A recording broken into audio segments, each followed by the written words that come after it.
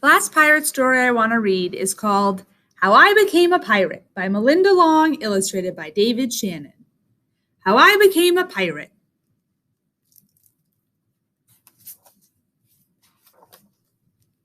Pirates have green teeth, when they have any teeth at all. I know about pirates because one day, when I was at the beach building a sandcastle and minding my own business, a pirate ship sailed into view.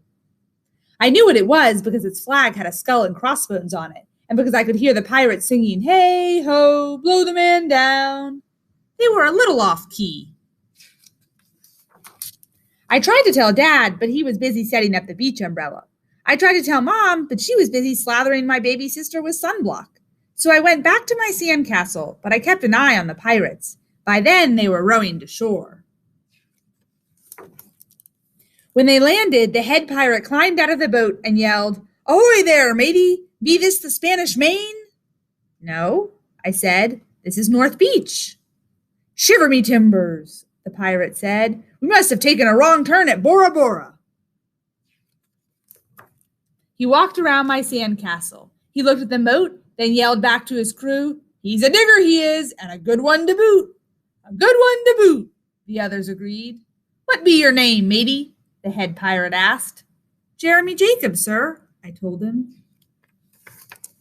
"Well, Jeremy Jacob," he said, "you're looking at Braidbeard and his crew. We've been needing a digger like yourself. We've a chest of treasure to bury." "Aye, treasure," the others shouted. "You're coming with us," Braidbeard told me. I didn't think Mom and Dad would mind, as long as I got back in time for soccer practice the next day. That's how I became a pirate. As soon as we were on board, Braidbeard showed me the chest of gold and jewels. "Gotta find a safe place for this here treasure. It's high time we were off," he announced. "We're off," we all shouted, and then we set sail. There was plenty to do on board. The pirates taught me to sing sea chanties, the louder the better, and to say real pirate stuff like landlubber and scurvy dog. By dinner time, I could speak pirate perfectly.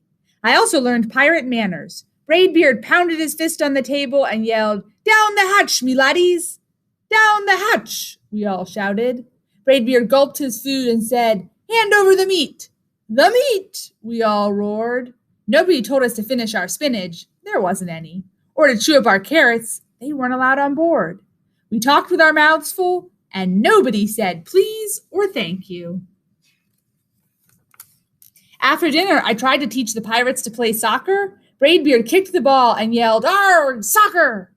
Arg, soccer!" the crew yelled. Then everybody dove for the ball at once, and it rolled right off the deck. "After it, me hearties," Braidbeard commanded. "After it?" we all whispered. We fought over who would go get the ball, but it didn't matter anyway, because a shark came along and swallowed it in one gulp.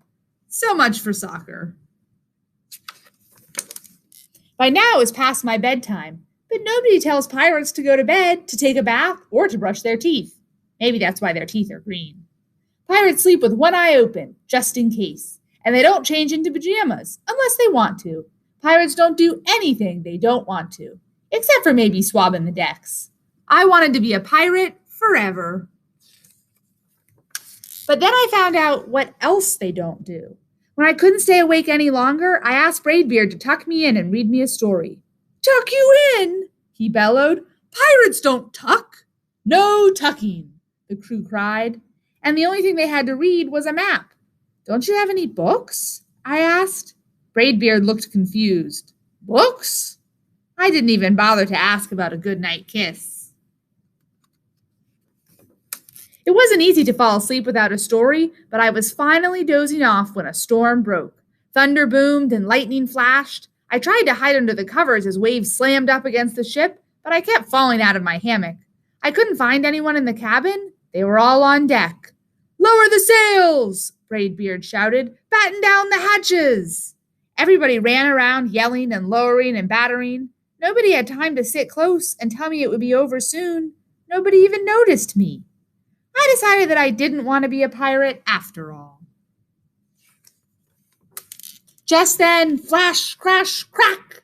Lightning hit the mast and split it right down the middle. "What do we do now?" yelled one of the pirates. We'll have to turn back, called another.